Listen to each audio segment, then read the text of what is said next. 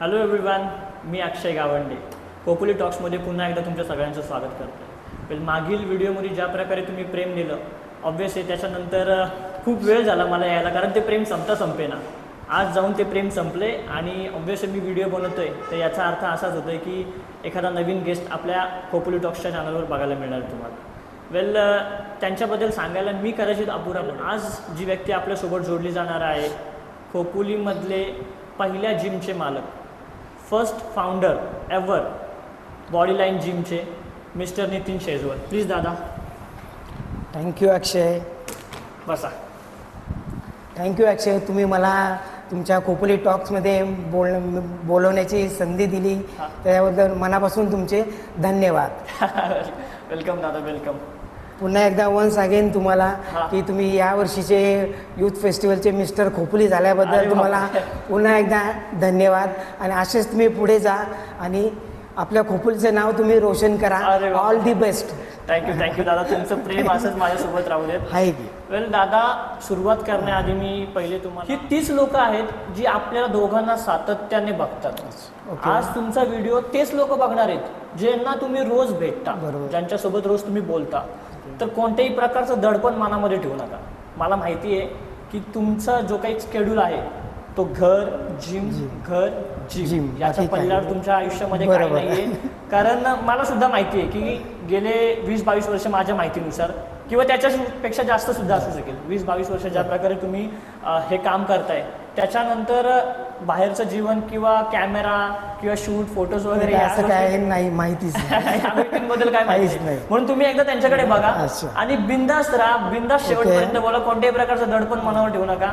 आता आपण येणार आहोत तुमच्या वैयक्तिक जीवनाकडे. म्हणजे आता नितीन शेजवळ काय हे सगळ्यांना माहिती आहे. खोपोलीमधली सगळ्यात पहिली जिम, सगळ्यात पहिला ट्रेनर नितीन शेजवळ, बरोबर. आणि त्याच्यानंतर आता खोपोली ज्या प्रकारे नावलौकिक आले की बऱ्याच जिम्स आपल्याला बघायला मिळणार, बऱ्याच ट्रेनर्स आपल्याला बघायला मिळणार. हे झालं आत्ताचं. पण आता काही मुलांना नवीन जे आहेत, 20 वर्षाचे 22 वर्षाचे जे मुलं आहेत, त्यांना नितीन शेजवळ काय असं माहिती नाही. बरोबर. नितीन शेजवळ त्यांना काय आहे माहिती नाही. पण नितीन शेजवळचं जी कारकिर्दी आहे ती आम्हाला माहिती आहे, जे आमच्या पुढचे आहेत त्यांना माहिती आहे, मागच्यांना नाही माहिती आहे. तर आज खोपोली टॉक्समधून आपल्याला त्या लोकांना सुद्धा सांगायचे की नितीन शेजवळ काय आहे, कसा आहे. बरं, तर सुरुवात करूयात आपल्या पॉडकास्टला. पहिल्या खऱ्या अर्थाने तुमच्या या कारकिर्दीची सुरुवात कशापासून झाली, कधीपासून झाली? ओके. पहिली गोष्ट, माझं शिक्षण म्हणजे आपल्या जनता विद्यालय खोपोलीमध्ये 5वी ते 10वी हे शिक्षण माझं जनता विद्यालय खोपोलीमध्येच झालेलं आहे. पण अभ्यासाची जास्ती ओढ नव्हती मला, घरची परिस्थितीही तशी नव्हती माझी. पण स्पोर्ट्समध्ये जास्त इंटरेस्ट होता पहिल्या 5वीपासूनच. त्याच्यामुळे 5वी ते 10वी बोलायला गेलं तर स्पोर्ट्समध्येच मी जास्ती कॉन्सन्ट्रेट केले आहे.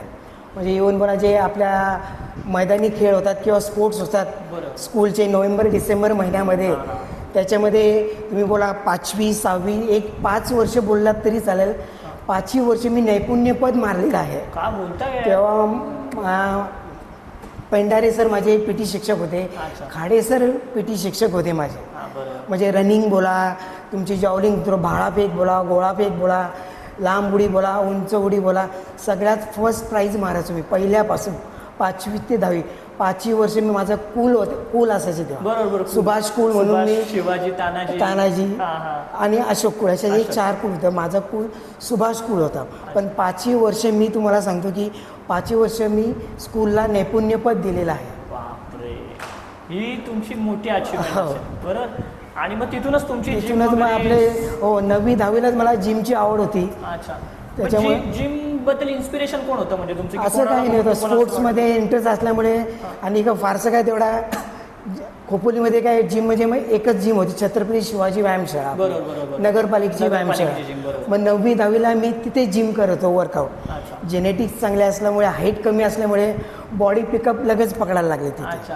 त्याच्यामुळे असे कोच बोला मला पर्सनली असं कोण नव्हतं. कोणी नव्हतं असं काही नाही. स्वतःच जायचं, स्वतःच करायचं. आणि आपली तशी परिस्थितीही घरीची नव्हती. म्हणजे जो घरचा आपला मेन करता असतो, म्हणजे आपले वडील माझे काय जॉबला वगैरे नव्हते, कंटिन्यू ते ड्रिंक वगैरे करायचे. त्याच्यामुळे सगळा लोड हा तो माझ्या मम्मीवरती यायचा. मम्मी माझी नगरपालिकेतच कामाला होती, बालवाडी शिक्षिका म्हणून. अरे वा. तर आम्ही 3 भाऊ आहेत, मी मोठा आहे, एक बहीण आहे आणि एक लहान भाऊ आहे, असे 3 जण होतो. त्याच्यामुळे ती जबाबदारी पण माझ्यावर यायची. अच्छा. तर पण व्यायामाची आवड जास्त होती. 9वी 10वीला मी तिकडे जिम करायचो नगरपालिकेमध्ये. ओके. पण तेव्हा काही फारसं काय डाएट वगैरे काय व्हायचं नाही. बरोबर. परिस्थिती आपल्या हालाकीची होती ती. मम्मीवर सर्व लोड यायचं. अच्छा. त्याच्यामुळे वर्षाचा होतो. हां. तेव्हापासून मी जॉबला आहे, म्हणजे पेंटिंगची कामं वगैरे करायचो मी तेव्हा. काकांच्या हाताकडे जायचो. 40, 45, 50 रुपये आम्हाला रोजचे भेटायचे ते. आणि या सगळ्यांमधून तुम्ही जिमचा त्याच्यावर खर्च काढायचा. जिमचं थोडेफार करायचो, थोडेफार तेवढीच हेल्प मम्मीला म्हणून करायचो. म्हणजे घरी कारण सुद्धा वडील ते- आमच्याकडे पहिल्यापासून लक्ष कधी दिले नाही. अच्छा. म्हणजे मोठा असल्यामुळे मोठा असल्यामुळे सगळ्यात जास्त मोठी जबाबदारी सगळी तुमच्यावर माझी. होती. ताईचं बहिणीचं पण शिक्षण होतं, अरे वा. भावाचं शिक्षण होतं आणि त्यात मोठा मी. अच्छा. त्याच्यामुळे सगळं तुम्हाला सगळं करावं लागलं मीच आणि पाहायचं. त्याच्यानंतर जी तुमची सुरुवात झाली सगळी ती सुरुवात continuously झाली. सुरुवात चालू झाली. 9वी 10वीला मी इकडे जिम केली. 11वीला मी जास्ती काय अभ्यास करायचो नाही, जास्त इंटरेस्ट मला स्पोर्ट्समध्ये किंवा जिममध्येच असायचा. बरोबर. त्याच्यामुळे ज्युनियर कॉलेजला मी 11वीला ॲडमिशन घेतलं कॉमर्समध्ये, हां. मराठी कॉमर्समध्ये. बरोबर. पण जेनेटिक्स चांगले असल्यामुळे मी 12वीला तुम्हाला सांगतो, मी आपल्या खोपोलीमध्ये कॉम्पिटिशन व्हायचे तेव्हा मी 4 वेळा कंटिन्यू खोपोली श्री मारलेली. त्याच्यामुळे मग मनापासून तेच ठरवलं की आपण करिअर आहे, माझं स्वतःचं करिअर आहे, बॉडी बिल्डिंग क्षेत्रातच करायचं. अच्छा. मग मला त्याच्यानुसार जॉब तिकडे लागला. त्याच्यामुळे मी तिकडे गेलो. डेक्कन जिम खानामध्ये तुम्ही नाव ऐकून असाल. डेक्कन तेव्हाच्या काळचं मोठं नाव सर्वात आहे. पण मोठं आताचं एक क्लब, मोठं नाव आहे पुण्यामधलं डेक्कन. सगळ्यात मोठं क्लब मोठं क्लब डेक्कन जिम खानामध्ये. बरोबर. त्याच्यामुळे तिथे मला जॉब म्हणून नोकरी मिळाली, अच्छा. आणि मग जे ॲज अ जिम ट्रेनर म्हणून ट्रेनरच ट्रेनरच म्हणून तिथे. म्हणजे तिथून तुमच्या ट्रेनिंग इथून करिअरची माझी सुरुवात झाली. जवळजवळ तुम्हाला सांगतो मी 7-7.5 वर्ष मी तिथे जॉब केला. जॉब पण माझा एवढा हार्ड होता ना, सकाळी 4 ते 11 आणि रात्री दुपारी 3 ते 10 वाजेपर्यंत जवळजवळ 15 ते 16 तास माझा जॉब होता. बापरे. आणि तो तुमचा डेक्कनचा एक्सपिरियन्स. डेक्कनचा एक्सपिरियन्स. डेक्कनमध्ये ज्यावेळेस तुम्ही जॉब करत होते, ज्यावेळेस म्हणजे तिथूनच तुमच्या मनात संकल्पना आली की आपण स्वतःचं gym वगैरे चालू करायचं स्वतःचे. वगैरे? तेव्हाच मी ठरवलं काहीतरी करायचं आपल्याला. हां. पण इथे नाही, आपल्या खोपोलीमध्ये आपल्याला नाव रोशन करायचं, बरोबर. काहीतरी खोपोलीमध्ये करायचं. कारण खोपोलीमध्ये अशी मोठी प्रायव्हेट जिम वगैरे नाही. हे मी डेक्कनला असतानाच ठाम निश्चय केला होता की काहीतरी करायचं आहे, ते खोपोलीमध्येच करायचं आपल्याला. अच्छा. तिथला 6 ते 7 वर्षाचा एक्सपिरियन्स. 6 ते 7 वर्ष मला तिथे म्हणजे माझे ट्रेनर होते तिथे, निलेश जगताप म्हणून. अच्छा. त्यांनी मला खूप सपोर्ट केला. मुलांशी कसं वागायचं वगैरे, कसं रिस्पेक्ट कोणाला द्यायचं, आहो जाऊ कसं, सर्व निलेश जगताप या सरांनी मला तिथे शिकवले. अच्छा. आज पण मी त्यांना गुरु मानतो. आज महाराष्ट्राचे व्हॉलीबॉलचे ते कोच आहेत अरे आपल्या. बापरे. अच्छा. हा तुमचा ओव्हरऑल तिथले Overall 7 वर्ष 7 तुम्ही वर्ष तिथेच दिले. तिथेच. म्हणजे जिम वगैरे रोजचा रुटीन रोजचा रुटीन 7 वर्ष तेच. आणि 15 ते त्यातूनच 16 तुम्हाला सॅलरी वगैरे यायची आणि सॅलरी वगैरे त्यातूनच तुम्ही सगळ्या गोष्टी करायच्या. सॅटर्डेला इव्हिनिंगला मी कधीतरी मंथमधून घरी यायचो अच्छा. आणि संडेला इव्हिनिंगला मी पुन्हा आणि रिटर्न मग जायचो. ज्या वेळेस तुम्ही 7 वर्ष तिकडे होते, त्यावेळेस घरची हालाकीची घरची परिस्थिती कोण काय, सांभाळत? घरची हालत म्हणजे ताई पण मोठी झाली होती, म्हणजे माझी बारकी बहीण हां. किंवा भाऊ बोला, हे पण मोठे झाले. ते पण 11वी-12वीला कॉलेजला होते. ते पण मम्मीला चांगला सपोर्ट करत होते. पण वडिलांनी कधी आमच्याकडे असं पर्सनली असं लक्ष दिलं, सहभाग कारण राहिला. कंटिन्यू ते ड्रिंकच करायचे. अच्छा. त्याच्यामुळे लक्ष दिलंच नाही आम्हाला या आमच्याकडे सगळ्या पहिल्यापासून. गोष्टींमध्ये तुमचं म्हणजे ते एक यंग एज मध्ये मुलांना Young अपेक्षा असते, अपेक्षा वडिलांकडनं ज्या अपेक्षा वडिलांच्या असतात प्रेमाची तशा अपेक्षा आम्हाला असते. काहीच अपेक्षा भेटल्या नाही. त्याच्यामुळे ती एक ठेस पण बसली. जे काय करायचं ते आता आपल्याला स्वतःलाच आपल्या स्वतःला पायावर करायचं. उभं राहायचं आणि काहीतरी करायचं आहे. बरोबर. आईला काहीतरी सपोर्ट दिला पाहिजे. ताई माझी बारकी बहीण आहे, भाऊ आहे, त्यांचं लग्न आहे, माझं स्वतःचं करिअर आहे, काहीतरी करायचं आहे. त्याच्यामुळे मी मागे वळून कधी पाहिलंच नाही. अच्छा. 7-7.5 वर्ष मी जवळजवळ 15 ते 16 तास एवढी मेहनत घेतलेला आहे. खूप प्रॉब्लेम पण आले त्या, पण मी त्याला फाईट दिलेली आहे. बरोबर. तिथून मग तुम्ही खोपोलीमध्ये आलेत आणि खोपोलीमध्ये स्वतःचं अस्तित्व. खोपोलीमध्ये. खोपोलीमध्ये जिम चालू करण्याचा प्रवास कसा होता? खोपोलीमध्ये जवळ मी 2002ला मी खोपोलीमध्ये आलो. हां. पुणा सोडून मी इकडे आलो. पण इथे काय तसं काय फायनान्शियल प्रॉब्लेम असल्यामुळे काय लगेच काय मी जिम टाकू शकलो नाही. बरोबर. तर मला वाटतं जुनं आपलं परांजपेचं हॉस्पिटल तुम्हाला माहीत असेल, हां, जुनं परांजपे हॉस्पिटल, हां हां हां. बरोबर. तिथे एक छोटीशी जिम होती मॅडमची, अच्छा. परांजपे डॉक्टर, हां. त्यांची एक जिम होती. तर त्यांना मी रिक्वेस्ट केली की ही जिम तुम्ही मला चालवायला द्या, अच्छा. काय इन्कम होईल ते आपण 50-50 शेअर करू ओके, म्हणलं. बरं. म्हणजे काय प्रॉब्लेम नाही नितीन. तर मग मी तिथे स्टार्ट 2002ला मी जिम तिथे स्टार्ट केली. तिथे पण सेम शेड्यूल होतं माझं. सकाळी 4 ते 10 जिममध्ये राहायचो. 10 ते 3 मी कंपाऊंडर म्हणून काम केलं हॉस्पिटलमध्ये. बापरे. आणि पुन्हा 4 ते 10 इव्हिनिंगला जिम ट्रेनर म्हणून तिथे काम केलं जिममध्ये. मी तिथे जवळजवळ तुम्हाला तो 1.5 वर्षच राहिलो तिथं. पण मला मुलांचा रिस्पॉन्स चांगला आला. जवळजवळ 200-250 मुलं तिथे माझ्याकडे क्लायंट होते तिथे. पण तिथं झाला मला जागा अपुरी कंजेस्टेड वाटत होती. त्याच्यामुळं कुठेतरी आता पाऊल उचललं पाहिजे. पण फायनान्शियल प्रॉब्लेम असल्यामुळे तो मोठा पाऊल कमी उचलू शकत नव्हतो. त्याच्यामुळे मग 1.5 वर्ष मी तिथे कसं तरी काढले मी तिथे. नंतर मी आता जी जागा आहे 2003ला मोगलवाडी रोड वृंदावन बिल्डिंगला मी तिथे जागा पाहिली. आणि माझी मम्मीची पण सर्व्हिस कंप्लीट होणार होती. म्हणजे जे काय मम्मीचे माझे PF काय सर्व्हिसचे ग्रॅज्युएट वगैरे भेटले ते थोडेफार मला पैसे मिळाले. आणि ते जवळजवळ 2.25 लाखाचे मी तिथं इक्विपमेंट्स टाकले आणि तिथे मी स्वतःची जिम चालू केली. ओके दादा, तुम्ही मला बोलले 7 वर्ष तुम्ही पुण्यामध्ये डेक्कनमध्ये जॉब करत होते, तिथे कोचिंग वगैरे करत होते. त्या 7 वर्षाचा तुमचा एक्सपिरियन्स कसा होता? म्हणजे त्या 7 वर्षामध्ये तुम्हाला कशी माणसं भेटत गेली? तिथे बोलायचं म्हणजे ती बॉडी बिल्डिंग हा गेम मी सोडलेला नव्हता. जरी ॲज अ ट्रेनर म्हणून होतो तिथे तरी मी कॉम्पिटिशन तिकडेही सुद्धा खेळत होतो. मी स्वतःही खेळायचो ट्रेनर म्हणून. किंवा माझे जे क्लायंट होते किंवा माझे शिष्य होते त्यांनाही घेऊन मी खेळत होतो तिकडे कॉम्पिटिशनला. आणि मग तिथे तुम्हाला कशा प्रकारची माणसं भेटत गेली? म्हणजे मित्रपरिवार कसा? मित्रपरिवार म्हणजे एवढे जीवाला जीव देणारे मला तिकडे मित्र वगैरे मिळाले. म्हणजे जे तुम्ही जे ऑनर होते, मी तुम्हाला नाव सांगितलं की जे निलेश जगताप जे ऑनर म्हणून माझ्याशी कधीच असे वागले नाहीत. ॲज अ चांगला क्लोज फ्रेंड म्हणूनच ते माझ्याशी वागायचे. अच्छा, मग त्यांचा जो गायडन्स होता त्यांनी तुम्हाला आयडिया दिली की त्यांनीच आयडिया दिली आपण जिम टाकू शकतो आणि तुम्ही मग तिथून प्रोग्रेस करू शकता, पुढे जाऊ. कोणाला आहो जाऊ कसं बोलायचं, कोणाला कसा रिस्पेक्ट द्यायचं, आपल्यापेक्षा लहान असो किंवा मोठा असो, हे त्यांनीच मला शिकवलेलं आहे. मी एक गोष्ट नोटीस केली दादा, ते आवाजाचा सीन काय म्हणजे तुम्ही अनेकदा जिम मध्ये बघा अहो या ना आलात का यासारखे शब्द असतात. हेच मला माझे जे गुरु बोलतोय मी निलेश जगताप, हे त्यांनीच मला शिकवलं बिझनेस कसं करायचं. पहिले आपण समोरच्याला रिस्पेक्ट द्या. 100% लक्षात. मग भले तो आपल्या एजनी किंवा लहान असो किंवा मोठा असो.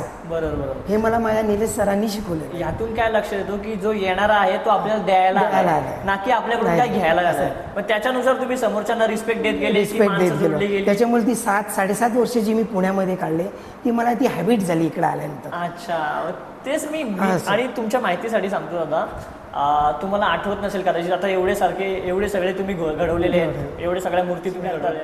पण त्या लोकांना मी खोपोली टॉक्स मधून सांगू इच्छितो की माझी पहिली मी जिमची कुठली पहिली पायरी चढलो असेल ना तर नितीन शेजवळ बॉडी लाईन जिमची पहिली पायरी चढलो मी. इथून 7 वर्षांपहिले मी पहिल्यांदा तुमच्या जिम मध्ये आलेलो आणि तिथून माझ्या जिमच्या प्रवासाची सुरुवात. मी तुमची एक नकल करणार होती यासारखी तुमची जी हे असते ना म्हणजे नोटीस करण्यासारखी. बरं दादा, तुमच्या घराचं तुम्ही मला सांगितलं वडिलांची ड्रिंक अँड ऑलची आदत होती, या सारख्या गोष्टी होत्या, त्याच्यामध्ये तुम्हाला फेस करणं खूप अवघड गेलं असं. अवघड गेलं. मला सांगा तुमच्या आईचा तुम्हाला सपोर्ट कसा होता? चांगलं. आई माझी एकदम साधी आहे आणि बालवाडी शिक्षिका म्हणजे नगरपालिकेत तुम्हाला मगाशीच सांगितलं टीचर होती ती. 2002ला माझी मम्मी रिटायर झाली आणि 2003ला मी स्वतःची जिम टाकली. घरी मोठा मी असल्यामुळे मम्मीने लगेच फोर्स केला की तू लग्न वगैरे लगेच करून टाकलं. ते लग्नाच्या टॉपिकवर मी येणार आहे, थोडंसं मागे घेतो बरं तुम्हाला. माझं पहिलेच्या जुन्या लोकांचं असं होतं की आपला मुलगा एक ITI केली पाहिजे, कामाला गेला पाहिजे आणि घर सांभाळलं पाहिजे, ही मानसिकता होती. बरोबर. तुम्ही त्यात ती राईट रस्ता निवडला, बॉडी लाईन, बॉडी जिम, यासारखा रस्ता निवडला. मग त्यावेळेस तुमच्या आईचा सपोर्ट तुम्हाला कसा होता? आईला पण माहिती होतं का जास्ती काय मी अभ्यास करत नव्हतो तेव्हा. अभ्यासमध्ये जास्ती इंटरेस्ट नव्हताही मला. बरोबर. मला करिअर करायचं होतं ते बॉडी बिल्डिंगमध्येच करायचं. त्याच्यामुळे मम्मीनी काय मला जास्ती फोर्स केला नाही आणि मोठा असल्यामुळे काय जास्ती काय मम्मी मला बोलायचं. एक जबाबदारी पण ती मोकळी मोकळी तुला जसं काय करायचं ते तुझ्यावर आम्हाला पूर्ण विश्वास आहे. बरोबर. त्याच्यानुसार मग तुम्ही खोपोलीमध्ये जिम टाकायचं स्वप्न कधीपासून होतं, म्हणजे कधीपासून उराशी? जेव्हा मी ॲज अ जिम ट्रेनर म्हणून पुण्यामध्ये होतो बरोबर तेव्हाच मी ठाम निश्चय केलेला की काहीतरी करायचं, स्वतःची जिम टाकायची, पण ती इव्हन आपल्या तालुक्यामध्ये खोपोलीमध्येच टाकायची. तेव्हापासून मी ठाम डिसिजनच घेतलेला. करिअर करायचं आहे आपल्याला तर खोपोलीमध्येच करायचं आणि जिम या फील्डमध्येच करायचं आपल्याला, बॉडी बिल्डिंग फील्डमध्येच करायचं आहे. आपलं ते निश्चय निश्चय फायनल होतं मला की करायचं तर तेच करायचं. करायचं तेच करायचं. कुठलीही कंपनीमध्ये मी कधीही ट्राय केलेली नाही वगैरे, कुठली कंपनी फक्त नावं माहिती आहेत मला आपल्या खोपोलीमध्ये किंवा तालुक्यामध्ये एवढ्या एवढ्या कंपन्या आहेत, पण कंपनीचे कधी पायरी चढलेलं नाही. क्या बात आहे. जे काय आहे स्वप्न बघितलेलं, स्वप्नाची पूर्ती केली. आता ठीक आहे, तुम्ही स्वप्न बघितलं, तुमचं स्वप्न कंप्लीट केलं तुम्ही, पण ज्यावेळेस जिम टाकायचा विचार तुमच्या मनामध्ये आला त्यावेळेस कुठले अडथळे वगैरे आले तुम्हाला? म्हणजे अनेकदा असं असतं की घरचे म्हणतात की अरे काय वेगळंच काहीतरी करायला चाललं आहे, गप आपलं काम केलं असतं, जॉब केला असता, घर सांभाळलं असतं, तर अशा प्रकारचे काही तुम्हाला क्वेश्चनरी आले की? नाही, फॅमिलीकडून तरी आले नाही, पण बहीण आणि भाऊ बोलत होता. मम्मीकडून तो रिस्पॉन्स चांगलाच होता मला, का तिला स्वतःच्या मुलावर जास्त विश्वास होता की हा काहीतरी करेल. त्याच्यामुळे भाऊ आणि थोडं बहीण बोलत होते काय जिम वगैरे काय टाकू नको, त्यात काय करिअर वगैरे नाही आहे वगैरे असं थोडंफार घरी अशी चर्चा चालत होती. पण मी माझ्या डिसिजनवरती ठाम होतो. करिअर करायचं तर म्हटलं बॉडी बिल्डिंग क्षेत्रात किंवा जिममध्येच करिअर करायचं, ते ठरवूनच ठेवलं. तर मम्मीचा मला फुल सपोर्ट होता तेव्हा. अच्छा, म्हणजे असं होतं का, म्हणजे मोठा मुलगा म्हणून जास्त आईचं प्रेम वगैरे असं काही नव्हतं. मला कसं आता वडील एक्सपायर झाल्यामुळे एक बापाचं पण कर्तव्य मला पार पाडायचं होतं, किंवा मोठा भाऊ म्हणून पण मला बहीण आहे, तिचं करिअर आहे, भाऊ आहे, त्याचं करिअर आहे, सगळं मला पाहायचं होतं. बरोबर. आणि मग त्याच्यानुसार मी जबाबदारी घेतलेली आणि तुम्हाला ती मुलीमध्ये जिम टाकली. पण आता मुलांपर्यंत पोहोचायचं कसं? म्हणजे आता आपण एखादा व्यवसाय चालू करतो, लोक येणं पण गरजेचं आहे ना. बरोबर आहे. मग लोक कशी जोडलेली? कारण तुम्ही 7 वर्ष तर बाहेर होते, पुण्याला होते, डेक्कनमध्ये होते, पण खोपोलीमध्ये तुम्ही आले, नोन फेस नव्हता पुन्हा एकदा, की आता तुम्ही नोन आहात, पण खोपोलीमध्ये तेव्हा नोन नव्हतात की बापरे नितीन शेजवळ कोण आहे, याने जिम चालू केली, याच्या जिममध्ये जायचं की नाही, यासारखे. मग पोरं हॉस्पिटल 1.5-1.25 वर्ष मी 1 वर्ष तिथे जिम चालवली होती. जवळजवळ 150-200 मेंबर्स क्लायंट माझे तिथे होते.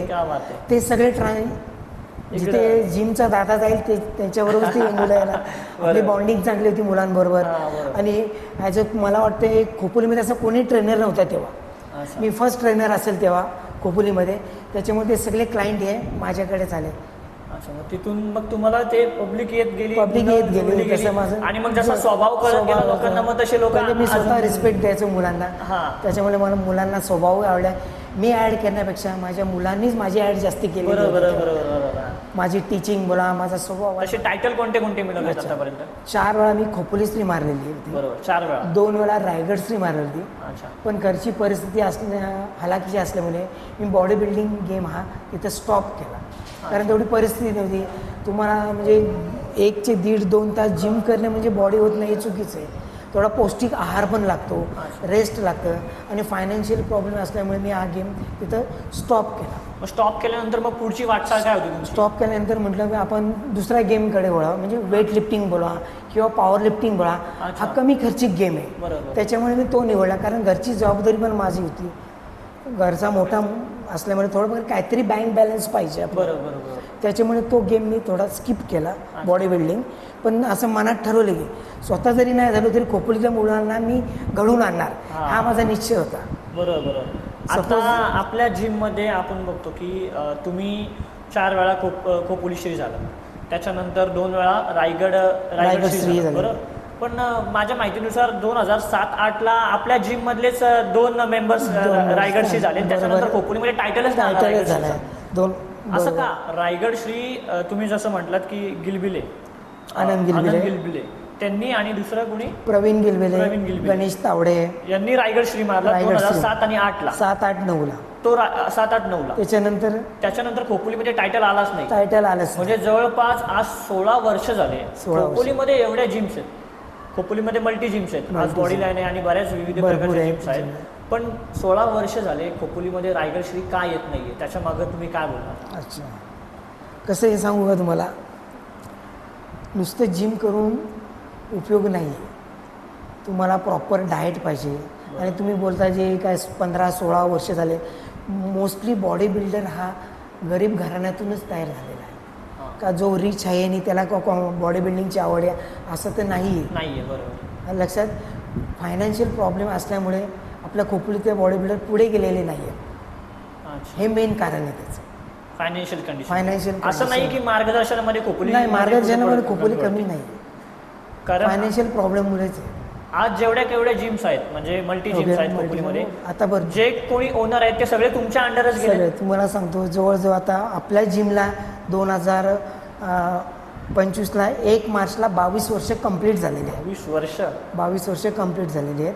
आपल्या खोपोलीमध्ये बोला किंवा इव्हन आपल्या खालापूर तालुक्यामध्ये बोला, जेवढे ट्रेनर्स आहेत किंवा जेवढ्या जिम झाल्या आहेत त्या सर्व नितीन शेजवळच्या अंडरमधूनच, जे ट्रेनर बोला किंवा जे ऑनर बोला, सर्व माझ्या अंडरमधून. जेवढे ओनर्स असतील, जेवढे ऑनर्स बोला, आता तुम्ही कोणाची नावं घेणार इथे की हे सगळे जे आहेत ते तुमच्या जेवढ्या आपल्या खोपोलीमध्ये जिम आहेत आत्ता करंटली, बरोबर, किंवा ट्रेनर, ते सर्वजण, याचं कोणाचं पर्सनली नाव नाही घेत, सगळेच बोला. आता तुम्ही कुठे जिमला जाता? मी विकास जाधव. मग विकास जाधव जवळजवळ 7 ते 8 वर्ष माझ्याकडे होते. एक फॉर एक्झाम्पल सांगतो तुम्हाला, सुभाष शिंदे घ्या किंवा धनंजय आगिवले घ्या, जगदीश आगिवले घ्या, असे मोस्ट 99% जेवढे जिम ऑनर आहेत किंवा ट्रेनर आहेत ते सर्व नितीन शेजवळच्या अंडरमधून गेलेले आहेत. नाही, हा आपला ऑरा आहे. कारण कसं तुम्ही आता म्हटले 22 वर्ष एखादी जिम ओपन करणं आणि ती सातत्याने 22 वर्ष खोपोलीच्या पटलावर झळकत ठेवणं खूप मोठी गोष्ट आहे. कारण एखादा, मी जसं म्हटलं स्टार्टिंगला की एखादं नाव करणं मोठी गोष्ट आहे, पण ते सातत्याने टिकवणं ते खूप अवघड आहे. बरोबर की नाही? नाव असं होऊन जातो, पण त्याच्यात मध्ये सातत्य, डेडिकेशन, ते सगळं टिकवणं खूप अवघड होऊन जातं आणि ते तुम्ही केले. कसं आहे, जिम टाकणं मोठी गोष्ट नाही, पण जिम चालवणं किंवा जिम टिकवणं ही खूप मोठी गोष्ट आहे. आणि आज पण तुम्हाला सांगतो, आपल्या जिमला 1 मार्च 2025ला 22 वर्ष कंप्लीट झाले. मी स्वतः ॲज अ ट्रेनर आणि as a one and one man show आहे. एकटाच आहे, माझ्याकडे कुठलाचा ट्रेनर नाही किंवा कोणी नाही, मी स्वतः ट्रेनर आहे. मला आता तुमचा स्केड्यूल सांगा दादा. तुम्ही 22 वर्षाला जिम चालवत आहे, तुमचा स्केड्यूल काय असतो? शेड्यूल बघा, माझा फिक्स शेड्यूल आहे. 22 वर्ष तुम्हाला सांगतो, 4:15ला माझं उठणं आहे. 4:15 अरे बापरे. कुठली जिम 4:30ला ओपन नसेल होत, आय थिंक. मला ते 5:30-6 नंतरच होत असतील. 4:15ला उठणं आहे. 4:30ला थोडंसं आपलं प्रॉपर डाएट घ्यायचं, 2 बनाना वगैरे, ड्रायफ्रुट्स वगैरे. 4:30ला जिम आपली ओपन करायची. जिम मेंबर्स येतील नाही येतील हा नंतरचा प्रश्न आहे. पहिलं आपलं कर्तव्य काय? जिम ओपन करणं. 4:30ला डॉट आपलं जिम ओपन करणे, तेव्हा मेंबर्स वगैरे आपले येणार, मग माझी टीचिंग चालू होते. 4:30 ते 10 हा माझा शेड्यूल आहे मॉर्निंगचं. 10 ते 1 हा लेडीज टायमिंग आहे माझ्याकडे. त्यात मी आता मिसेसला पण ट्रेन केलेलं, तिला पण कोर्स वगैरे केलेले, तर त्याच्यामुळे तो माझा लोड कमी झालेला आहे. 10 ते 1 माझी स्वतः मिसेस असते. 1 ते 3 हा माझा रेस्टचा टाईम आहे. 2 तास झोप पाहिजे, कारण सकाळी लवकर उठावं लागतं, असा विषय आहे. आणि 3 ते 10 पुन्हा माझा शेड्यूल फिक्स आहे, म्हणजे पुन्हा एका जिममध्येच. मग असं बाहेर तुम्ही वेळ कसा देता? वेळ फक्त तुम्हाला सांगतो, संडे मी बोललो ना तुम्हाला की फक्त मी एकच ट्रेनर आहे. मला 200-250 मुलं हँडल करावं लागतं. मोस्टली मी कुठे जातच नाही. इव्हन बोला सासरवाडी वगैरे, असं बोला की संध्याकाळ मला अशी माहितीच नाही. कारण 3ला मी जो आतमध्ये जातो तर 9:45-10ला संध्याकाळी रात्रीचे बाहेर येतो. असं ऑड वाटतं. कधी संडे असला आणि संध्याकाळी कुठं फॅमिलीबरोबर बाहेर गेलो तर थोडं ऑड वाटतं, मला काहीतरी चुकल्यासारखं वाटतं. कारण माझं शेड्यूलच तसं आहे. रोजचं माझं 22 वर्ष हे सांगतो तुम्हाला, आणि 8 वर्ष 7.5 वर्ष ते जवळ 30-31 वर्ष माझं जिममध्ये, म्हणजे माझी अर्धी लाईफ ही माझी जिममध्येच गेली. तुम्ही गेस करा माझं आता एज काय असेल? मला अराउंड 40-41 वाटतंय. 46 रनिंग आहे मी आता. 46 रनिंग आहे. एवढं मेंटेन राहणं म्हणजे खरं आलं लक्षात? 46 रनिंग. नॅचरल बॉडी बनवायला तर भरपूर टाईम लागतो. मिनिमम असं बघा 2-2.5-3 वर्ष वेळ लागतं. तुमच्या जेनेटिक्सवर पण ते डिपेंड करतं. लक्षात? पण आत्ताचं यंग जनरेशन कसं आहे, त्यांना 2 ते 4 महिन्यात बॉडी पाहिजे. मग ते वेगळ्या मार्गाने जातात. म्हणजे आपण सायकल किंवा प्रोटीन्स बोला, क्रिएटिन वगैरे याच्या आहारी जातात ते. आणि मग जशी नॅचरल बॉडी बनवायची म्हटल्यावर तुम्हाला किती वेळ जातो त्या गोष्टीला? मिनिमम 3-4 वर्ष तरी लागतात. 3-4 वर्ष जातं. मग त्याशी ती मेंटेन ठेवणं, मग प्रॉपर डाएट घेणं वगैरे सर्व गोष्टी केल्या जातात. 30% तुमचा वर्कआउट लागतो, तर 70% तुमचा रेस्ट बोला किंवा प्रॉपर डाएट बोला, पौष्टिक आहार हे पाहिजे तुम्हाला. तुम्ही तुमच्या आयुष्यात कधी सायकल इंटेक केले? नाही. त्या काळात एवढं काही नव्हतंच ते. म्हणजे तुम्हाला सांगतो 22 28 वर्षापूर्वीच आहे. त्या काळात फक्त हे डाएट असते, पण मोस्टली ते डाएट पण प्रॉपर भेटत नव्हतं कारण तेवढं नॉलेज पण नव्हतं काही. बरोबर. तुम्ही 4 खोपोली श्री जिंकले बरोबर, त्यावेळेस तुम्ही होते 12वीला. थोडंसं मागे येऊयात आता. ज्यावेळेस आपल्याला एखादं नाव मिळतो, एखादा फेम मिळतो, ज्यावेळेस तुम्हाला फेम मिळतो त्यावेळेस तुम्हाला लोक जोडली जातात. तर माझा प्रश्न असा आहे की त्या टायमाला तुम्ही कॉलेजला होते, आताचा तुम्ही बघितलं तर इंस्टाग्रामला एक पोस्ट टाकली तर सगळ्यांना समजतं की अरे ह्याला मिस्टर खोपोली भेटलाय. बरोबर. पण त्यावेळेस असं नव्हतं, त्यावेळेस माउथ पब्लिसिटी व्हायची, की एक जण दुसऱ्याला सांगणार, दुसऱ्याला लिंक. तर मग तेव्हा असं तुम्हाला कॉलेजमध्ये कोण असे जोडले बिडले गेले की नाही, मित्र मैत्रिणी वगैरे? माझा मुद्दा नाही समजत आहे मला एवढे साधा भळा माणूस आहे माझा बोलण्याचा मुद्दा नाही समजत. मला बोलायचं हे की विशेषतः असं असतं ना की आता अशा बॉडी बिल्डिंग चांगली म्हणजे गर्लफ्रेंड वगैरे पाहिजे असं बोलायचं का तुला? ते बोलायचं एवढ्या मोठ्या माणसाला मी डायरेक्ट प्रश्न कसा काय नाही, त्या फील्डमध्ये म्हणजे त्या लाईनमध्ये आपण कधी गेलोच नाही, कारण घरच्या जबाबदाऱ्या होत्या, त्याच्यामुळे त्या लाईनमध्ये मला वेळ द्यावा. आणि बॉडी बिल्डर म्हणजे तुम्हाला तर आता समजतच आहे का फक्त जिम एके जिम हेच माहीत. त्याच्यामुळे असं काय त्या एजमध्ये जे तुम्ही बोलता प्रेम वगैरे व्हायचं असं कधी काही झालं नाही. घाबरतं कबुली देत असं काय आहे का? असं काही नाही. घरी जाऊन तुमचं वर्क नाही, असं काही नाही. माझी मिसेस म्हणजे एकदम फ्रँकली मित्रासारखी आहे, तुम्हाला सांगतो. म्हटलं की एखादी पास्टची गोष्ट असेल की नाही, आता ज्या वेळेस तुम्ही बोलत असाल घरी की हा होती एक फ्रेंड, नाही जुळलं, बरं झालं नाही जुळलं, पण तू नशिबात आलीस, तू आयुष्यात आली, यासारखा एक किस्सा झालेला आहे. असा किस्सा झालेला आहे. पण मी तिला प्रपोज केलं ना, ते लग्नाच्या ह्यानीच प्रपोज केलं डायरेक्ट. अच्छा, मग त्यांच्याकडून तुम्हाला नकार नाही आला. ऑलरेडी सांगायचं ते त्यांचं अफेअर दुसरीकडे होतं. अच्छा, त्यांचं ऑलरेडी रिलेशन होतं, त्याच्यामुळे मला हे बाहेरून समजलं.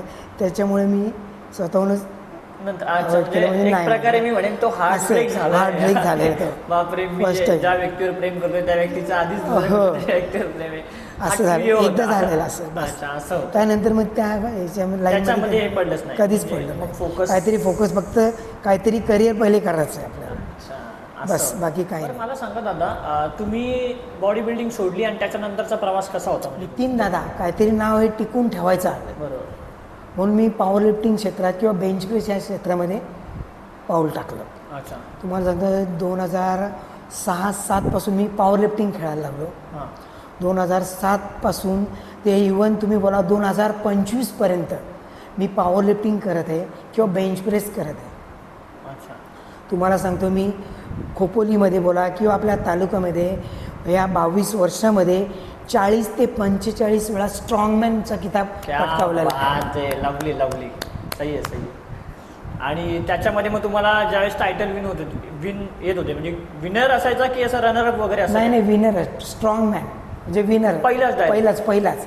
आजपर्यंत म्हणजे तुम्हाला मी पहिले पण सांगितले 5वी दरम्यान माझं स्कूलमध्ये स्पोर्ट्समध्ये पण मी फर्स्ट नंबरलाच राहिलेलं.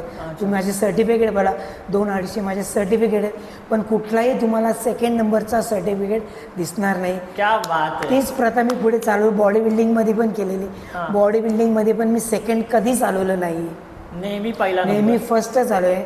आणि नंतर बॉडी बिल्डिंग सोडल्यानंतर पॉवर लिफ्टिंग बोला किंवा वेट लिफ्टिंग बोला किंवा बेंच प्रेस बोला, फर्स्ट नंबर मी अजून ह्या 22 वर्षामध्ये सोडलेला नाही आहे. इवन तुम्ही बोला आत्ता हे जे 4 वर्ष झाले मी नॅशनल गोल्ड मेडलिस्ट आहे. क्या बात आहे. नॅशनल गोल्ड बेंच प्रेस कॉम्पिटिशनमध्ये आहे. आणि आत्ता 2025ला जपानमध्ये एशिया बेंच प्रेस कॉम्पिटिशन होणार आहे. त्याचं माझं स्वतःचं सिलेक्शन झालेलं आहे. 5 जुलैला मी स्वतः जाणार आहे जपानला. आपल्या जिममधले एक नंदिनी उपार म्हणून माझी आपल्या शिष्य आहे, तिचंही सिलेक्शन झालेलं आहे. अरे वा वा. आपल्या जिममधून. आणि 2024मध्ये आपल्या जिमचे साऊथ आफ्रिकेला एशियामध्ये फर्स्ट गोल्ड मेडलिस्ट झाले नासिर सय्यद म्हणून. तुम्ही नाव ऐकून असाल गेल्या वर्षी. तेही माझ्या जिममधले बॅनर्स वगैरे लागले, तेही माझ्या जिममधलेच आहेत नासिर सय्यद म्हणून. गेल्या वर्षी त्यांनी एशियामध्ये फर्स्ट नंबर मानला बेंच प्रेस कॉम्पिटिशनमध्ये. आणि आता ह्या वर्षी आमचं दोघांचं सिलेक्शन झालं. एक नंदिनी उपार आणि तिचा ट्रेनर म्हणजे नितीन शेजवळ, नितीन दादा.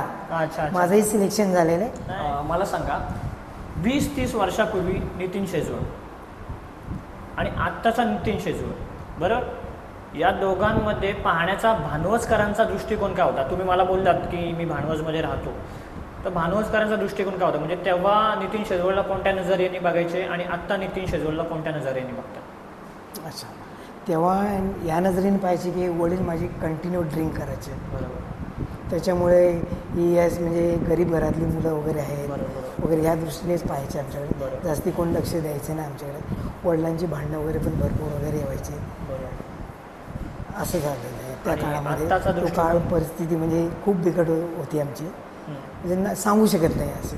बरोबर. पण आत्ताचा मुलांचा किंवा मोठ्या माणसांचा किंवा आमच्या गाववाल्यांचा दृष्टिकोन हा वेगळा आहे. सगळे गावामध्ये मला भाई भाई किंवा नितीन दादा म्हणूनच ओळखतात. अच्छा, असं आहे. कारण हे नितीन शेजवळ म्हणजे ज्यांचे वडील हे कंटिन्यू ड्रिंक करायचे, पण त्यांच्या मुलांनी स्वतःचं करिअर घडवलं. हां, बरोबर बरोबर बरोबर. अलग लक्षात, करिअर घडवलं, स्वतःचं नाव स्वतःच्या पायावर उभे राहिले, शून्यातून त्यांनी सर्व निर्माण केलं, वडिलांच्या पावलावर पावलं न टाकता. आजपर्यंत तुम्ही कोणत्याही प्रकारचं व्यसन वगैरे व्यसन वगैरे काहीच नाही, काहीच नाही, व्यसन काही वगैरे? कसलंच व्यसन नाही. की आम्हाला बघून तुमची मुलं जी आहेत जिम मधली, बरोबर आहे, ती सगळे तुमचा आदर्श घेतात. दादा कसे चालतात, दादांचं बोलणं कसं, दादांचं वागणं कसं आहे, दादा पहिले आपण स्वतःच तसं राहिलं पाहिजे, स्वतः तसं राहिलं पाहिजे, तेव्हा तर आपण दुसऱ्याला काहीतरी ज्ञान देऊन नॉलेज देऊ शकतो. सपोज दादा जर ड्रिंक करणारा असेल का कुठल्या व्यसनी आहारी गेला असेल, तर तुम्हाला बोलून अर्थ नाही ना त्या गोष्टीला. म्हणून ते मी मनातच ठेवलं, आपण कुठल्या आहारी व्यसनी जायचं नाही. त्याच्यामुळे जे काय आपल्याला चांगलं सांगता येईल मुलांना, ते आपण देण्याचं, ज्ञान देण्याचा प्रयत्न केला. बरोबर. नाही, कारण गुरु पण तसं राहिला पाहिजे. गुरु पण राहायला पाहिजे. कारण एक शिष्य आहे, तो पाय दाबणारा असावा, खांद्यावर हात टाकणारा नसावा. बरोबर. मी नोटीस केलं बऱ्याचदा, आता काल पण बघितलं की सगळा येणारा प्रत्येक विद्यार्थी वर्ग तुमचा पाय स्पर्श करत होते. तर हे जे आहे हे कमवणं खूप मोठी गोष्ट आहे. तुमच्या लग्नाच्या टायमाला कसं झालं, म्हणजे लग्नाला मुलगी बघताना वगैरे कसं काय तुमचा घरचा एक्सपिरियन्स? तुम्हाला बोललो ना की मी 2003ला पहिले आपली जिम टाकली मी. बरोबर. 2004ला लगेच घरचे बोलले की लग्न करायचं आहे, मुलगी. माझं अरेंज मॅरेज आहे. Arrange marriage? Arrange marriage. कोणाला म्हणजे बिलीव्ह नाही करत कोण, पण आमचं अरेंज मॅरेज आहे. अच्छा. घरच्यांनीच मुलगी पाहिली आणि मी जे पाहायला गेलो म्हणजे डायरेक्ट होच म्हटलं. म्हणजे कारण ऑलरेडी माझ्याबरोबर एक ॲक्सिडेंट झालेलं होतं, ते तुम्हाला सांगितलंच आहे. त्याच्यामुळे मी जास्ती काही मुली वगैरे पाहत बसलो नाही. घाटकोपर माझी सासरवाडी आहे. अच्छा. असं ती पण M.Com झालेली मुलगी आहे. आम्हाला असं समजलंय की तुम्ही कधी सासूरवाडीला स्टे वगैरे केला? स्टे वगैरे नाहीच. माझ्या शेड्यूल एवढा फिक्स होता. तुम्हाला सांगितलं सकाळी 4 ते 10 किंवा 3 ते 10 हा फिक्स शेड्यूल होता. इव्हन मला फक्त संडेच मिळायचं, ते पण 2-4 महिन्यात. संडेला सकाळी 6च्या ट्रेनला जायचं सासरवाडी, आणि संध्याकाळी 6च्या 8:15ची जी ट्रेन येते त्या ट्रेनने रिटर्न यायचं. पण स्टे बोला असं कधी झालंच नाही.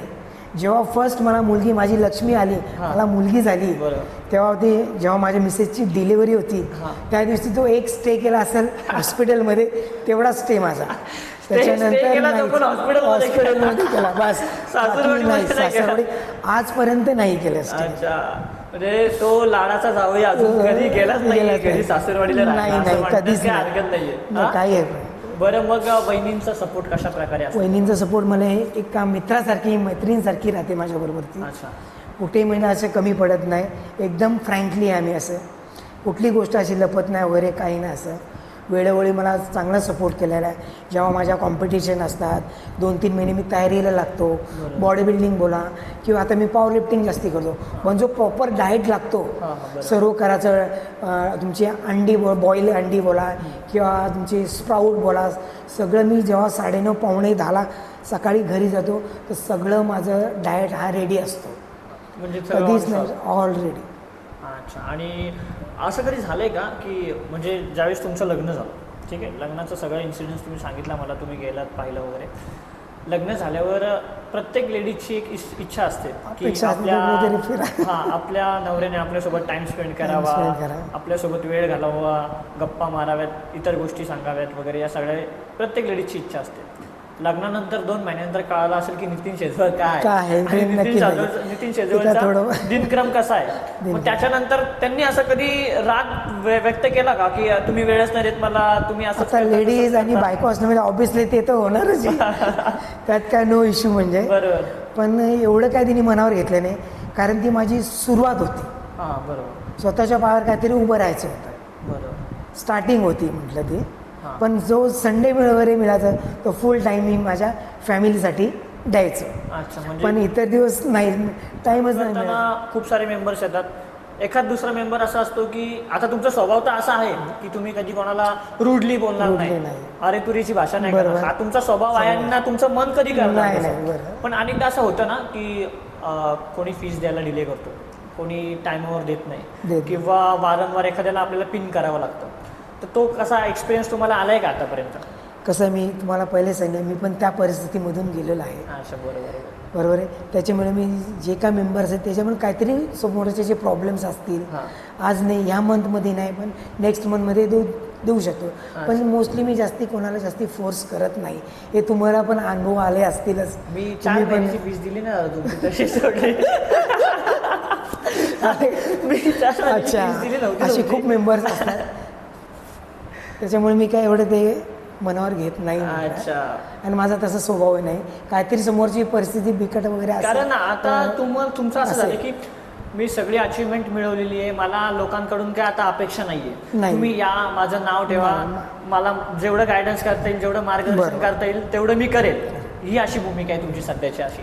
म्हणजे असं नाही की लोकांनी मला पैसेच दिले पाहिजे नाही, किंवा मी असं. पैशासाठी झगडतोय पैशासाठी. वगैरे असं अजिबात नाही. जिमचं नाव म्हणजे मुलं खोपोलीमध्ये बॉडी लँग्वेज म्हटले की नितीन दादा. नितीन दादा. हे नाव मला जोपर्यंत श्वास माझा आहे हां. तोपर्यंत ते नाव मला टिकून क्या ठेवायचं. बात आहे. मला म्हणजे 2 ना 4 लाख म्हणजे इन्कम भेटला पाहिजे असं माझी आजही अपेक्षा नाही आहे.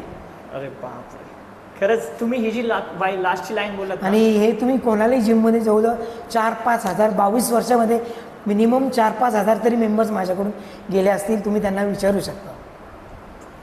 खरंच जी लास्टची लाईन बोललात ना की तुम्हाला तुमच्या शेवटच्या श्वासापर्यंत हे नाव श्वासापर्यंत कायम ठेवायचं. आजही माझ्या तीच तर- अपेक्षा. पण नितीन दादाचं नाव टॉपला, इव्हन खोपोलीमध्ये तरी. हा हा हा.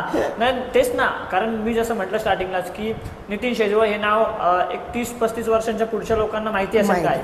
पण खोपोली टॉक्समधून आपल्याला हेच सांगायचं आहे की नितीन शेजवळ काय आहे, त्यांची भूमिका काय होती खोपोलीमध्ये, त्यांचं व्यक्तिमत्व कसं आहे हे सांगण्याचा प्रयत्न करतोय आपण खोपोली टॉक्समधून. तर अनेक चढ उतार असतात. असं कधी फेज आलाय की बहिणींच्यामध्ये आणि तुमच्यामध्ये कुठल्या अशा गोष्टीला घेऊन वादविवाद झालेत किंवा तुमचा कुठला स्वभाव, त्यांना कुठली गोष्ट त्यांना पटली नाहीये वगैरे, असं कुठला इन्सिडन्स? आता नवरा बायको म्हटले की थोडे किरकोळ भांडणं तर होतातच. त्यात काय इश्यू नाही आहे. पण अशी मोठी वगैरे काय असं अच्छा. तशी काय भांडणं वगैरे मोठे वाद वगैरे आमच्यात कधीच झाले नाही. आमची बॉन्डिंग चांगली आहे. बरं बरं, तुमची भांडणं होण्याआधी त्यांनी तुमचा वॉर्मअप घेतला आधी की डायरेक्ट भांडणं सुरुवात केली? असं काही नाही. कारण आपण वर्कआउट करताना वॉर्मअप वगैरे करतो ना. तर म्हणजे मित्रासारखे मला सपोर्ट करते माझी मिसेस. अच्छा, म्हणजे अगदीच नाके बराबर असं क्षुल्लक गोष्टी म्हणजे माझी लाईफ म्हटल्यावर बोलता किंवा अर्धांगिनी बोलता हा बरोबर. मला प्रत्येक वेळेस सपोर्ट केलेला आहे. आजही करते. आणि ती हा, आणि ही गोष्ट खरी आहे, प्रत्येक यशस्वी पुरुषाच्या मागे एक स्त्री स्त्री असते. असते. त्याच्या पलीकडे काहीच नाही. काहीच कारण नाही. एखादी स्त्री ज्यावेळेस कुठल्याही प्रकारची अपेक्षा नवऱ्याकडून काढणार नाही ना, तर नाही. पुरुष आपले आप पुढे होणार, बरोबर मोठा होणार. आहे. ही गोष्ट खरी आहे. खरी आहे. आत्ताच्या स्त्रियांचं असं झालंय की एवढ्या अपेक्षा झाल्या, अपेक्षा वाढलेल्या तो आहे. माणूस अर्धा ओझ्या खाली हो. दबून गेलाय. घरी जायचं की नाही हा प्रश्न पडतो मग. मला का टेन्शन येते मला समजत नाहीये. माझं अजून असं काही लग्न असं काही नाही. पण एवढ्या सर्वांचं ऐकून असं वाटतंय लग्न करावं की नाही. असं झालंय, खरी गोष्ट आहे की बापरे. म्हणजे आता तुम्ही झालं, आता मागे मुकेश सर पॉडकास्ट घेतला, त्यांनी सांगितलं की त्यांच्याही वाईफनी त्यांना खूप सारा सपोर्ट केला, विश्वास दाखवला. तसं तुम्हीही सांगितलं. आता 2 असे पॉझिटिव्ह माणसं भेटली. मला असं वाटतं त्यांच्या सानिध्यात राहून. अच्छा, म्हणजे तुमची आता इच्छा झाली की लग्न करावे काय? असं असेल काही इच्छा वगैरे नाहीये. लग्नाला आपण पुष्कळ वेळ आहे. नवीन मुलं वगैरे येतात, त्यांची मानसिकता अशी असते की लवकर मला बॉडी करायची, लवकर जिम करायची, बॉडी लवकर झाली पाहिजे, त्याच्यामुळे सायकल वगैरे चालू करायची आहे. तर तुम्ही कसं सजेस्ट करता? खरं सांगायचं म्हणजे मी स्वतः ट्रेनर आहे. बरोबर. आणि ऑनर पण मी स्वतःचे आहे. शक्यतो मी या गोष्टी अवॉइड करतो. तुम्ही स्वतः वर्कआउट करा, हां. प्रॉपर डाएट घ्या, हेच फॉलो करायला सांगतो मी. अच्छा. मोस्टली सायकलचे मी कोणाला शक्यतो सांगतच नाही. जे माझ्याकडून जे बॉडी बिल्डर्स घडलेले आहेत हे नॅचरल बॉडी बिल्डरच घडलेले आहेत आजपर्यंत. आणि मी स्वतःही तुम्हाला सांगितलेलं हां. आहे मी नॅचरल बॉडी बिल्डर्स स्वतः आहे किंवा वेट लिफ्टर, पॉवर लिफ्टर मी स्वतः आहे. अच्छा. त्याच्यामुळे ह्या गोष्टी मी अवॉइड करतो शक्यतो. ओके, म्हणजे इवन इन शॉर्ट तुम्ही युथ पिढीला हे सांगायला जाताय की सायकल वगैरे सायकल शक्यतो घ्यायची ते हार्मफुली avoid असतो करतो. शरीरासाठी, असतं. बरोबर की नाही वगैरे हो, असं मी तसं. तुम्हाला असं शर्ट घातलं तरी मी सांगू शकतो तुमचं स्ट्रक्चर काय आहे, माझी लाईफ गेली याच्यामध्ये. अरे बापरे. लगेच सांगू शकतो तुम्हाला. मी पण कोणाला काहीतरी लोड वगैरे का सायकल वगैरे चालू आहे का असा एक डाऊट आलेला मला, पण विचारावं कसं तुम्हाला. अई, शपथ. हो, बापरे, एवढ्या मोठ्या seriously. माणसाला पण माझ्याकडून असं वाटतंय सायकल वगैरे. स्ट्रक्चर मला असं आय थिंक असं वाटलं थोडं. अच्छा, नाही बरोबर. पण मलाही हा मेसेज द्यायचा युथला की कोणत्याही प्रकारच्या सायकलवर बिलीव्ह नका करू, शरीरासाठी हार्मफुल असते. आता जरी तुम्ही नाही. ओघामध्ये घेणार, पण भविष्यामध्ये त्याचे साईड इफेक्ट 100% होणार. 100% 100% होणार. बरोबर. मग कशा प्रकारचे साईड इफेक्ट असतात सायकल? साईड इफेक्ट म्हणजे तुम्हाला किडनीचे प्रॉब्लेम येणार, अच्छा, हार्ट प्रॉब्लेम येणार तुम्हाला, हां. स्टोनचे प्रॉब्लेम येणार, तुमची इम्युनिटी पॉवर कमी होणार, अच्छा, हे सगळे प्रॉब्लेम, सेक्स पॉवर तुमची कमी होणार, अच्छा. हे सगळे तुमचे साईड इफेक्ट होणार. यासारखे साईड इफेक्ट असतात. 100% होणार. म्हणजे एवढा ही गोष्ट गांभीर्याने घेण्यासारखी सायकल. म्हणजे मी आज तुमच्या माध्यमातून माझ्या व्ह्युअर्सला तर प्रमोट करेन. नॅचरल, सगळे नॅचरल बॉडी बिल्डर. आणि मी स्वतः एक नॅचरल आहे. क्या बात आहे. आणि खोपोलीमध्ये आपल्या जिमची ओळख खोपोलीमध्ये ओळख असते आहे. की natural body builder body line gym, की जे तिथून अनेक मुलं.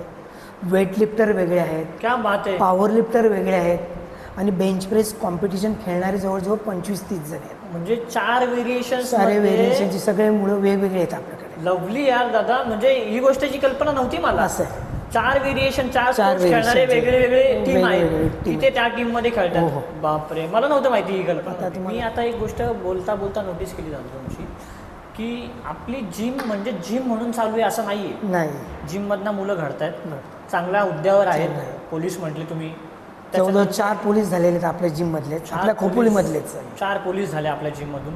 त्याच्यानंतर बरेच सारे कॉम्पिटिशन खेळतात भरपूर. वेगळ्या वेगळ्या ह्याच्यामध्ये व्हेरिएशन्स, Variation म्हणजे मध्ये. वेट लिफ्टिंग म्हटलं, बेंच प्रेस म्हटले. मला आता बोलू वेट लिफ्टिंगमध्ये 17 वर्षाची नंदिनी उप्पार म्हणून, अच्छा, तर आता आपण 12th एक्झाम दिली, आता पण तिने 4 गोल्ड मारले, नॅशनल गोल्ड मेडलिस्ट आहे. अरे बापरे. आताच तिचं वय 17 आहे, 17 वर्षाखाली. म्हणजे देशासाठी आपण एक प्रकारे देशासाठी खेळाडू पण तयार खेळाडू करतोय. खरं. आता तुम्हाला नाही म्हणलं, लास्ट टाइम पण बोललो मी माझ्या ह्याच्यात की जपानला पण तिचं सिलेक्शन झालं. अच्छा, त्यांचं सिलेक्शन झालं जपानमध्ये पण. तिचं अरे वा, म्हणजे देशासाठी पण आपण हो. करतोय. म्हणजे हे खोपोलीपुरतं मर्यादित नाही ठेवलं नाही तुम्ही आता.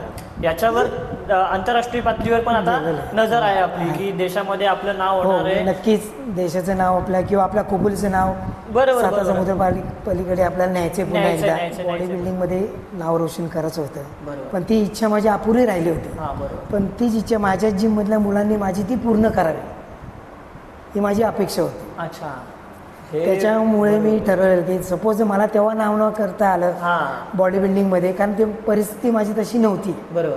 पण नाव खोपोलीमध्येच करायचं होतं. हा. पण जे मी केले नाही, जे माझे विद्यार्थी, माझे शिष्य, त्यांनी माझं नाव नितीन दादा यांनी नाव वरती नेलं पाहिजे, हा. हे मी ठाम ठरवलं होतं तेव्हा. बरोबर बरोबर बरोबर. तर मी खूप हॅप्पी आहे. जरी मी नाही गेलो हा. बॉडी बिल्डिंगमध्ये, इवन मी माझ्या पॉवर लिफ्टिंगमध्ये किंवा वेट लिफ्टिंगमध्ये स्वतःचं पण नाव आहे, आणि बॉडी बिल्डिंगमध्ये मी जजिंगचे पण एक्झाम दिले. मी स्वतः जज आहे. अरे बापरे. महाराष्ट्राचं जज आपल्या मुलांना कळत नाही. मुलं अपोजिट करतात. 70% वर्कआउट करतात आणि 30% डाईट. Diet follow. पण हे उलट आहे हे खरं. उलटं करा. 30% जिम आणि 70% बॉडीला रेस्ट पण पाहिजे. मसलला किती खेचणार तुम्ही? बरोबर बरोबर बरोबर बरोबर. रेस्ट पण पाहिजे, झोप पण कम्प्लीट झाली पाहिजे. अच्छा अच्छा. त्यात बाकीचे इतर टेन्शन असतातच, फोन नाही आला, मेसेज नाही आला वगैरे वगैरे.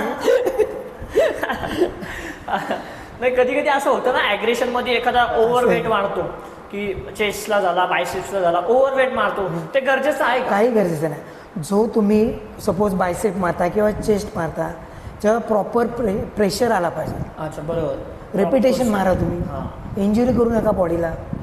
वेट कमी घ्या आणि रिपिटेशन वाढवा. अच्छा, बरोबर. सपोज तुमच्या मनात असं एक थिंकिंग आहे का, सपोज जास्ती वेट मारलं तर बॉडी आपली लवकर होईल, हे चुकीचं आहे. चुकीचं आहे ते. हे चुकीचं महत्वाचा आहे. मुद्दा बोलले तुम्ही. बरोबर. तुम्ही काय मारता त्याला महत्त्व आहे. बरं. त्या मसलवर प्रेशर कसं येईल ते पाहतो. बरं. इंजुरी बॉडीला झाली नाही पाहिजे. बरोबर. वेट लाईट घ्या, रिपिटेशन वाढवा, प्रॉपर प्रेशर तुमचा त्या मसल्सवर येईल. तर ह्या गोष्टीला घेऊन प्रत्येकाचे वेगळे वेगळे मत आहेत की वेगवेगळे मत वेट आहेत. वाढवा. आता भरपूर ट्रेनर, प्रत्येक ट्रेनर, आता मी ट्रेनर सपोज तुमचे कुठे पर्सनल ट्रेनर, तो वेगळं सजेशन देईल तुम्हाला. बरोबर बरोबर. प्रत्येकाचे मतं वेगळी असतात वेगळी की आहेत. ओ, जास्त वेट घे, वेट वाढवलंय तेवढाच काय मारतोय कधीपासून असं काही असतं. गरज मी आय थिंक माझा 32 वर्षाचा तुम्हाला एक्सपिरियन्स सांगते मी. हा हा हा बरोबर. असं. तुम्ही आज जेवढा अनुभव आहे तेवढी मुलं तुम्ही खेळवलीच नॅशनल खेळवली. लेवलला, त्याच्या एक्सपिरियन्स नुसार तुम्ही सांगताय आणि तुमचा रिझल्ट पण आला ना तेवढा आज, त्याच्यामुळे तुम्ही ह्या गोष्टी सांगू शकले, नाहीतर कशाला सांगू शकले असत्या. उगाच जास्ती वेट मारायचा, बॅक पेन होणार, इकडून तिकडून मारा, हा. त्याला काय अर्थ नाही ना. त्याला काय अर्थ नाही. प्रॉपर बरोबर, मारा बरोबर. तुम्ही. तुम्ही किती खाता त्याला महत्व नाही, तुम्ही काय काय खाता ह्याला महत्व आहे. अरे वा वा, ही तसंच लाखाची workout गोष्ट आहे. बरोबर बरोबर बरोबर. उगाच दुसरा वर्कआउट हेवी करतोय, त्याचा प्रॉपर डाएट असेल तर म्हणून तो वर्कआउट हेवी करतो, हा. पण तुम्हाला वेट जात नाही, कशाला तुम्ही बॉडीला पेन इंजुरी करून घेता. बरोबर. काही गरज नाही. अनेकदा असं असतं लोकांचं बघून आपण जास्त वेट जास्त फुकट इंजुरी करून घेतो आम्ही. आणि फुकट इंजुरी वगैरे, त्यांनी आपल्याला काही बॉडीला पण मी माझं suggestion मसल्स त्याच्यामध्ये वगैरे. काही गरज नाही. आता तुमच्या आयुष्यामध्ये 2 व्यक्ती अगदीच जवळच्या असतील. एक तर तुमची आई, नो डाऊट तुमच्या आईचं लहानपणापासून तुम्हाला सपोर्ट असेल. त्याच्यानंतर दुसरी व्यक्ती म्हणजे तुमची वाईफ, बहिणी. तर मग ह्या 2 व्यक्तींना तुम्ही काय मेसेज देणार खोपोली टॉकमधून की नक्कीच अक्षय, तुम्ही मला खूप छान प्रश्न विचारलेला आहे. आईला काय मेसेज देणार तुम्ही? आईला म्हणजे जिने मला घडवलेलं आहे, आज जो काय आहे तो माझ्या आईमुळे मी इथपर्यंत आलेलो आहे. आणि तुम्ही मला तुमच्या चॅनलतर्फे मला संधी दिलेली आहे. मी खूप लाजरा स्वभावाचा आहे. मी कधी फर्स्ट टाईम म्हणजे माझे 22 वर्ष बोला किंवा 32 वर्षामध्ये फर्स्ट टाईम म्हणजे व्हिडिओ समोर आलेलो आहे. त्याच्यामुळे मला थोडं मी लाजलेलं आहे याच्यामध्ये. राहिला दुसरा विषय म्हणजे माझी वाईफ, माझी लाईफ पार्टनर. तिला असं कधी वाटलं पण नव्हतं की हे व्हिडिओ समोर येतील आणि एवढे काय बोलू शकतील. सपोज ती आता व्हिडिओ पाहिल्यानंतर ती थोडी हे होईलच, काय माझी मिस्टर एवढे बोलायला कधी बसून लागले. आता पण मी लाजतच बोलत आहे. तिचंही म्हणजे आजपर्यंत तिने मला इथपर्यंत माझी जी तिने साथ दिलेली आहे तिचं पण मी तुमच्या चॅनलतर्फे खूप खूप आभार मानतो. बस याच्यापुढे मी काय बोलू शकत नाही. बाहेरून कडक असतो आणि आतून soft असतो. बाहेरून दादा ही मला तुम्ही जज समोर उभा करा, मी नाही घाबरत. बाहेरून कडक दादा हा. आणि आतून नरम असं झालं ते. असं झालं. आणि मी लाईफमध्ये बोललो ना 32 वर्षात हा, मला ओपन राहा, मी आता ओपन होईल. खोपोली टॉक्सचा बघण्याचा तुमचा दृष्टिकोन कसा आहे? नाही, फर्स्ट टाईम म्हणजे तुमचं मनापासून धन्यवाद. खोपोली टॉक्समध्ये तुम्ही मला चूज केलं. अरे. तुम्ही किंवा मला असं वाटतंय मुकेश सर हा, यांनी माझं नाव नक्कीच घेतलं असेल. त्यांचं पण मनापासून धन्यवाद म्हणजे. बरोबर. आणि माझ्या लाईफमध्ये ही पहिलं कास्ट आहे की मी पहिली. फर्स्ट टाईम मी 32 वर्षामध्ये एवढं बोललेलं आहे समोर. बरोबर. हे पहिल्यांदाच तुमच्या फर्स्ट आयुष्यात टाईम झालंय 32 वर्षामध्ये. गोष्ट अशी की आता आपण व्हिडिओ बघताय, भानवसकर प्रेम दाखवतील की नाही आपल्या नक्कीच दाखवतील. 100% दाखवतील. हा, दादा दादा जिम, अरे आमचा जिमचा दादा. दादा शेवटाकडे बोलूयात. खोपोली टॉक्समध्ये येऊन तुम्हाला कसं वाटतंय आणि खोपोली टॉक्सबद्दल तुम्ही काय बोलाल? खोपोली टॉक्समध्ये पहिली गोष्ट म्हणजे तुमचं थँक्यू. म्हणजे मला तुम्ही बोलण्याची संधी दिली किंवा माझं नाव मुकेश रुपवते यांनी दिले, त्यांना पण मी थँक्यू बोलतो की कुठला आपला खोपोली फर्स्ट टाईम असं आहे की खोपोली टॉक्स आहे एक नवीन चॅनल स्टार्ट झालेलं आहे. आणि माझ्यासारखे मी तर 32 वर्षात कधी असं व्हिडिओसमोर कधी आलो नाही. आणि तुम्ही मला ती संधी दिलेली आहे बोलायची की माझ्या वाईफला किंवा माझ्या मम्मीला पण असं बिलीव्ह नाही करणार की माझा मुलगा, माझा हजबंड एवढा 2-2.5 तास बोलू शकतो. की तुम्ही मला आज संधी दिली आहे मुकेश सरांनी किंवा अक्षय तुम्ही दिले. मनापासून तुमचं थँक्यू बोलतो. किंवा माझ्यासारखे असे अनेक पर्सन असतील, लेडीज असतील की त्यांना तुम्ही आता संधी देणार आहात की यंग जनरेशनला माहीत नाही की ही व्यक्ती काय आहे. की आपल्या चॅनलतर्फे आता आपल्या खोपोलीला किंवा आपल्या तालुक्याला माहीत पडेल की ही पर्सन काय आहे. माझ्या व्ह्युअर्सला, तुमच्या व्ह्युअर्सला, आपल्या प्रेक्षकांना तुम्ही काय सांगू इच्छिता? नमस्कार मित्रांनो, मी नितीन शेजवळ. जसं की मी आता ह्या चॅनलतर्फे नितीन शेजवळ काय आहे, का त्याची हिस्ट्री काय आहे, नितीन शेजवळ कसा घडला आहे, हे सर्व तुम्हाला मी ह्या चॅनलतर्फे सर्व सांगितलेलंच आहे. सबस्क्राईब करा, लाईक करा आणि शेअर करा. 22 वर्ष जसं प्रेम दिलेलं आहे तसंच ह्या चॅनलला खोपोली टॉक्सला तुम्ही प्रेम करा. काय बात आहे. जमलं छान. की खोपोली टॉक्सच्या माध्यमातून मला हेच सांगायचं आहे की आज खोपोलीमध्ये असे खूप सारे व्यक्ती आहेत की ज्याच्याबद्दल खोपोली वंचित आहे, त्याच्याबद्दल खोपोलीला माहिती नाही आहे. त्याच लोकांना प्राधान्य देणार आहेत आम्ही आणि त्याच लोकांना तुमच्यासमोर आणणार आहोत.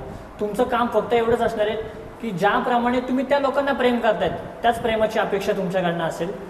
दादा थँक्यू, तुम्ही वेळ थँक्यू. दिलात. तुम्ही पण मला देवाचा संकेत तोच होता की नितीन शेजवळला तुम्ही पहिले आणा.